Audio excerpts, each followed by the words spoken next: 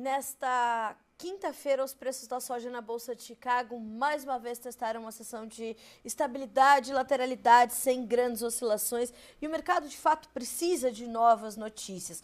O mercado vai buscando se apegar em informações que já conhece e vai mantendo essa lateralidade. Como é que isso chega para o mercado aqui no Brasil? Assunto para a gente tratar, desdobrar e analisar com a Carolina Lessa, que é analista de mercado da Pátria Agronegócios, já nos fazendo companhia nessa quinta-feira. Quinta com a Pátria, aqui no Notícias Agrícolas. Carol, boa tarde. Seja bem-vinda, é um prazer ter você conosco mais uma vez. Boa tarde, Carla. É um prazer estar com vocês novamente. Vamos lá fazer essas atualizações de mercado do dia de hoje. Vamos nessa. Carol, a gente conversava um pouquinho antes de entrar no ar e a gente falava dessa estabilidade, dessa lateralização, dessa trava que Chicago vem observando aí nesse momento em função dessa ausência de novas notícias. O que deixa Chicago tão confinado nesses intervalos que já conhece, Carol? A gente vê Chicago fechando o contrato de setembro hoje a $10 e 12 cents por bushel, né? Uma queda ali lateralizada de 0,4%. Essa lateralização, Carla, tem acontecido muito voltada para um cenário externo, né? A gente observa uma semana mais encurtada, com o feriado no início da semana, então Chicago já teve uma semana menor e iniciando já a semana no negativo. Então, esse viés mais pessimista do mercado em Chicago, ele é observado muito voltado para as questões políticas comerciais, né? A gente estava aguardando aí um acordo entre Xi Jinping e Donald Trump, onde a gente vê que essas negociações elas estão ficando cada vez mais complicadas, né? Um dos principais negociadores foi a Washington essa semana, voltou sem um acordo, que veio mais trazendo uma pressão sobre o mercado. Então, a gente vê também a China, de forma geral, ampliando seus laços comerciais com países sul-americanos, como Paraguai, Uruguai, né? Aumentando as compras de soja por lá. Automaticamente, a gente já abre os nossos olhos para a soja 25, 26 e, consequentemente, para que eles possam ter esse olhar olhando de fato para a nossa soja, não só brasileira, mas dos outros países sul-americanos também. Isso para nós é um ponto positivo, porque nos indica a nossa competitividade do grão brasileiro, né? Então, querendo ou não, para nós no mercado físico, isso é um ponto positivo para a nossa safra 25, 26. Mas olhando para Chicago, a gente observa aí que tem essa dificuldade de novas altas nesse momento. Carol, como é que vocês estão avaliando na Pátria esses passos para trás, eu diria que as negociações entre China e Estados Unidos acabaram dando, porque vinham bem nas negociações comerciais, mas agora as declarações políticas, as alfinetadas, eu tenho falado sobre isso durante toda essa semana. Isso foi se intensificando. Como é que isso entrou no radar de vocês? E embora não tenha pressionado Chicago agressivamente, mas limita um potencial de recuperação das cotações por lá no mercado internacional. A gente pode dizer dessa forma? Sim, sim, exatamente. A gente vê limitação de ganhos, né? Por isso que a gente fala que o mercado está lateralizado. Então, ele não tem grandes oscilações, nem negativas, nem positivas. E essa certa sustentação também em Chicago está voltada muito para a safra norte-americana, né? Então, a gente não pode deixar de olhar também para esse fator. Apesar dessa semana as condições da safra terem caído de 69 para 65, a gente vê que ainda assim, em comparação aos últimos 5 anos, em comparação ao ano anterior, é uma média excelente. É, assim, são condições de lavouras muito boas, o que, querendo ou não, mostra que o grão dos Estados Unidos, a oferta deles vai ser elevada, principalmente olhando aí por essa qualidade, né? Então, não dá para a gente descartar isso. Mesmo que a gente saiba que a quantidade de soja estadunidense vai ser reduzida, olhando pela questão da área em comparação com o milho, né? Com o aumento da área do milho. Não dá para a gente descartar as condições de lavouras por lá. E voltando já aqui para o Brasil, a gente vê também que apesar de Chicago ter declinado, a gente tem os preços aqui no Brasil, né, mercado interno, apresentando um certo declínio em algumas praças brasileiras, já observadas por nós da Pátria, relatos de vários clientes nossos também durante essa semana, mas a gente vê também uma limitação de quedas vindo sustentado por prêmios que estão aí segurando as negociações, fazendo com que os compradores tenham uma certa limitação de fato para conseguir reduzir ainda mais a oferta desses preços de compra. É interessante isso, né, Carol? A gente percebe a China ainda muito concentrada aqui no Brasil, mesmo diante de uma soja que teoricamente está mais cara para comprar do que a soja americana. Então, essa questão de honra aí para os chineses está mantida. E o Xi Jinping já falou que não vai aceitar coações, não vai, né, se curvar para ninguém. Me parece que ele está levando isso bastante a sério, né? Sim, sim. E querendo ou não, para quem conhece um pouco da cultura chinesa, né, da cultura asiática, sabe que eles são muito tradicionalistas nesse Sim. sentido também, né? Então, querendo ou não, essa questão dos valores, para eles é algo muito importante de maneira cultural. Então, dificilmente a gente deveria esperar uma outra postura deles, olhando para essa questão histórica aí, né? Carol, então a gente pode entender que até que a China volte os seus olhos novamente para o mercado norte-americano, até que haja um acordo, uma efetivação de retomada comercial para principalmente produtos agrícolas, em especial a soja, a gente ainda vai ver esse fator, esse ponto do mercado ainda mantendo essas cotações limitadas, portanto. Isso vai continuar acontecendo. Sim, a não ser que a gente veja um certo esfriamento de toda essa situação, né? A gente não pode levar em conta apenas que só o acordo virá trazer novos movimentos de alta. A gente tem vários outros fundamentos, como a ponta dólar, por exemplo, né? Então a gente vê o dólar subindo um pouquinho durante essa semana, já lateralizou hoje novamente, né? A gente viu que isso também tem limitado os ganhos em Chicago. Então, querendo ou não, tem vários fatores que a gente tem que levar em conta também. Então, olhando para a China, ou caso esse acordo seja firmado e traga essa maior tranquilidade para o mercado na CBOT, ou até mesmo um esfriamento desse cenário comercial, político, né, entre eles e entre outros laços comerciais também, para que a gente possa voltar os olhares para um outro fator. E outro fator que também movimenta bastante o mercado em Chicago. Carol, ao passo em que isso tudo está acontecendo, a nova safra americana se concluindo e tudo mais, a nossa nova safra começa a acontecer aqui no Brasil. Claro que é muito incipiente ainda, setembro chegou agora e chega trazendo o fim do vazio sanitário para regiões importantes, mas algumas preocupações climáticas, e eu queria entender de ti também como é que está a perspectiva sua, da pátria, para esse início de safra 2025-26 e, claro, como isso vai entrando no radar dos traders também para influenciar o movimento das cotações. Isso já é algo que entrou no radar há mais ou menos um mês, de forma geral, nos veículos de informação, a probabilidade de um fenômeno climático ainda em 2025, né? Nós aqui na Pátria realizamos esse estudo, eu juntamente com o Matheus Pereira, no início de 2025, onde a gente levou para os nossos clientes lá em janeiro essa possibilidade, né? Nós fizemos históricos mesmo, estudos do histórico, porque a questão climática, ela acontece muito em macro e microciclos.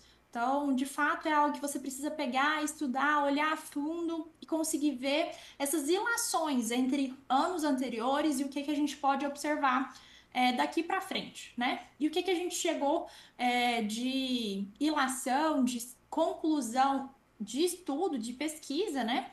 Foi a possibilidade de um laninha ainda em 2025.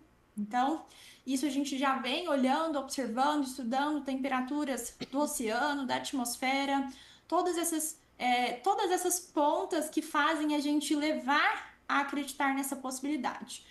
E há mais ou menos, igual eu falei, um mês, acredito que um mês, no máximo 45 dias, a gente começou a observar também essa possibilidade vindo de outros veículos de informação, até mesmo do NOAA, né, que é um modelo muito conhecido por nós do agro, mas também que não dá para a gente deixar de falar que o NOAA é um dos modelos climáticos olhando para fenômenos Laninha e El Ninho que mais erra. Então, não dá para a gente deixar de falar isso. Onde a gente tem também um modelo australiano, que é um outro modelo onde a gente observa essas possibilidades, que nos mostra uma total neutralidade durante todo o ano de 2025.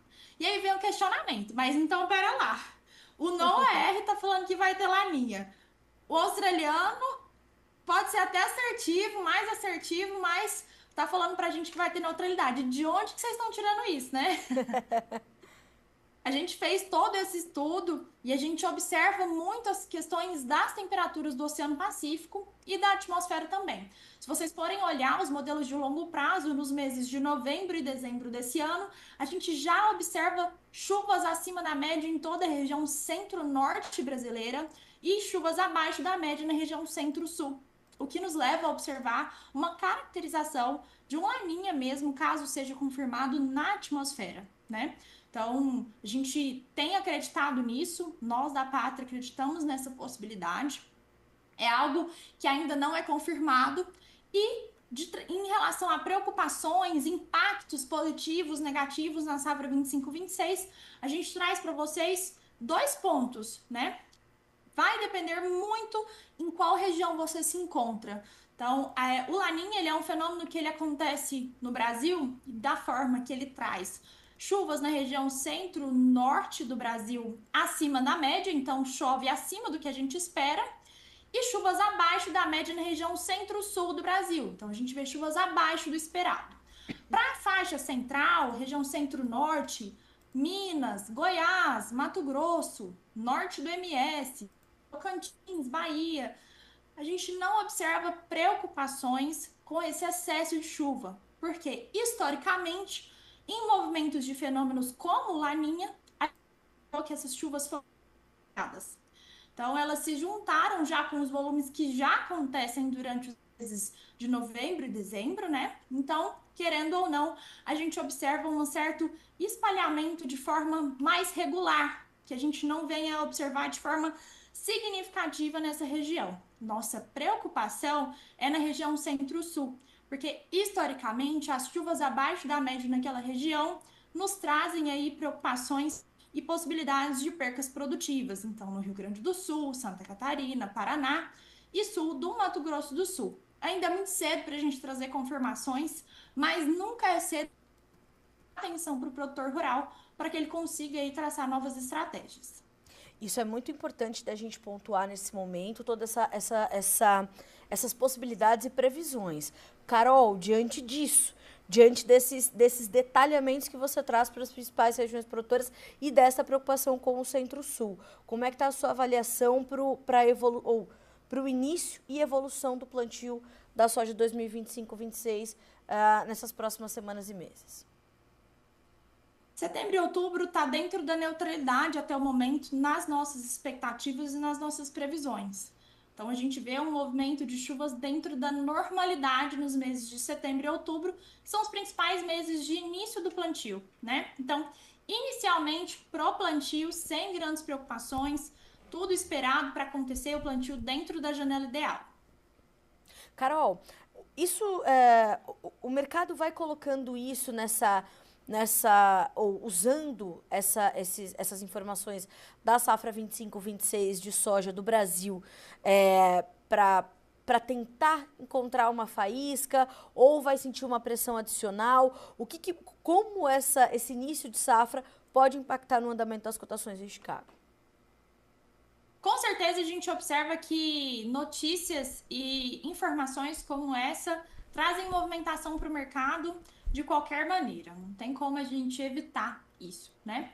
Olhando para a safra 25-26, a gente observa que a partir do momento que os operadores começarem a olhar de fato para a nossa safra 25-26, que apesar do fenômeno em si, a expectativa é de uma boa safra, de um plantio, de um início de plantio tranquilo, dentro da normalidade, dentro da janela ideal, e essas possibilidades de riscos produtivos na região centro-sul do Brasil ainda não serem confirmadas, até o momento é momento da gente observar, para a gente estar realizando aí travamentos, novas vendas, olhando para a safra 25-26, aqueles que não fecharam nada ainda, dá para a gente começar a olhar e observar esse mercado de maneira com mais atenção. Porque a partir do momento em que o mercado, de fato, começar a olhar para a safra 26, a tendência é desses preços começarem a ter oscilações negativas. E nesse momento, você me dizia também, antes da gente entrar no ar, que a gente tem uma certa manutenção,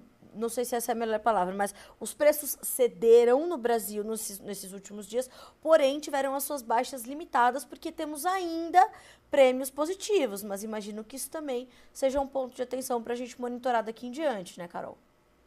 Exatamente. A gente tem os prêmios sustentando aí os preços no físico, fazendo com que impeça novas quedas. E a gente também as nossas exportações ainda em estado muito positivo, olhando para a soja, né? Então, querendo ou não, isso também traz pontos positivos para os nossos preços aqui no Brasil. Carol, como é que estão hoje os preços para a soja, principalmente da safra nova, para a gente trazer uma referência para a nossa audiência e entender o quanto os produtores têm ou não aproveitado os preços que estão sendo observados nesse momento, considerando esse Chicago lateralizado, o dólar bastante volátil, mas esses prêmios ainda positivos, apesar de terem tido, né, essa certa estabilidade aí dos últimos dias. Nessa semana, por causa do declínio que eu trouxe para vocês relacionados a todas essas Sim. questões, né? A gente viu os preços caindo um pouco. Então, a gente viu preços em Minas por volta de 117, a gente viu preços em Goiás um pouco mais baixos, 114, 115, dependendo da região, até 112. A gente viu os preços no Mato Grosso do Sul. Hoje eu recebi uma cotação de 115, entre 115 e 116 para entrega futura. E a gente vê também uma outra situação que os compradores eles estão colocando os preços mais altos para entregas mais recentes, o que já é normal, mas para entrega em janeiro. Qual produtor que já tem uma soja disponível para entregar no início de janeiro? São pouquíssimos produtores, né? Então, tem também todo esse jogo de cintura que a gente precisa ter no movimento de recomendação, no movimento de efetivar essas vendas, para que a gente não faça compromissos que a gente não vai conseguir honrá-los, né? Principalmente olhando por questões que a gente pode observar durante uma safra, atrasamento de colheita, por chuvas, por falta de chuva. Tem todo um contexto que a gente precisa se precaver de situações que a gente possa vir a passar a depender das nossas escolhas e das nossas decisões. Por isso que aqui na Pátria a gente preza muito pela análise de mercado de fato e para levar para o produtor rural a nossa recomendação que de fato a gente acredita que vai ser melhor não só para sua lucratividade, mas também para sua proteção, para sua atenção do seu negócio como um todo, sabe?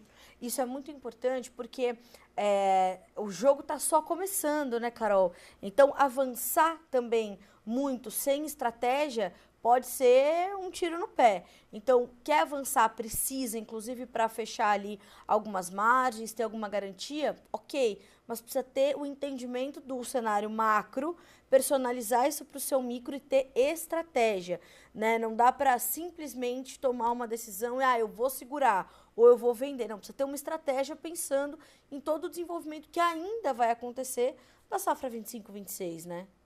Exatamente, com certeza. A estratégia é o ponto crucial para o negócio ter uma boa produtividade, uma boa lucratividade e menor dor de cabeça também.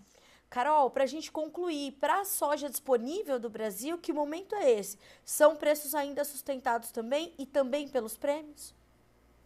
Também, praticamente o mesmo cenário observado para a soja futura. Os preços disponíveis a gente vê, de certa forma, até um pouco mais firmes, porque a gente já tem pouca soja em estoque com o produtor, de fato, para venda, né? Então, a gente vê aí que, como a gente ainda tem um chãozinho aí para ter soja disponível novamente, a gente vê esses preços um pouquinho mais aquecidos. Carol, a gente vai fechar 2025 com exportações bastante intensas. A gente está falando de estoques de passagem, portanto, bastante ajustados para 2026? Olha, Carla, a gente tem embarcado aqui, embarcado e nominado, né? 95 milhões de toneladas, valor bem superior ao que a gente tinha no ano passado. A gente observa aí que a gente pode vir a ter, se finalizar com a expectativa que a gente acredita, um estoque final de cerca de 5 milhões de toneladas por volta disso. Então a gente vê que não tão apertado, mas não é também confortável demais. Sim. O que traz ajuda também a explicar esse equilíbrio que o mercado está tentando registrar e refletir nesse momento, né, Carol? Exatamente. Exatamente. Principalmente pelo nosso estoque, ele está bem o estoque final está bem reduzido em comparação com os últimos 5, 6 anos, a gente vê que esse cenário de firmeza é observado muito pelas exportações. A gente tem exceções, como os anos de 22 e 23, e 23 e 24, onde esses estoques foram menores também. Mas olhando aí para o histórico como um todo, a gente vê um estoque bem reduzido em comparação. Então, isso aí traz todas essas movimentações e essas justificativas também. A gente vai acompanhar. Carol, quero muito te agradecer pela companhia nessa quinta-feira, para a nossa Quinta com a Pátria aqui na TV Notícias Agrícolas. E assim a gente vai informando mais produtores e eles vão tomando decisões cada vez mais estratégicas, que é para isso que a gente está aqui, né, Carol? Para fortalecer esse conceito de uma comercialização consciente e estratégica, né? Com certeza. É um prazer estar com você novamente, Carla, com todos vocês que estão nos assistindo. Até a próxima. Vamos lá, em Até. frente. Vamos em frente, minha amiga. Muito obrigada mais uma vez. Um abraço para você, para todo o time da Pátria. Até a próxima. Carol, Tchau, tchau. obrigada. Até Boa mais. tarde. Até mais.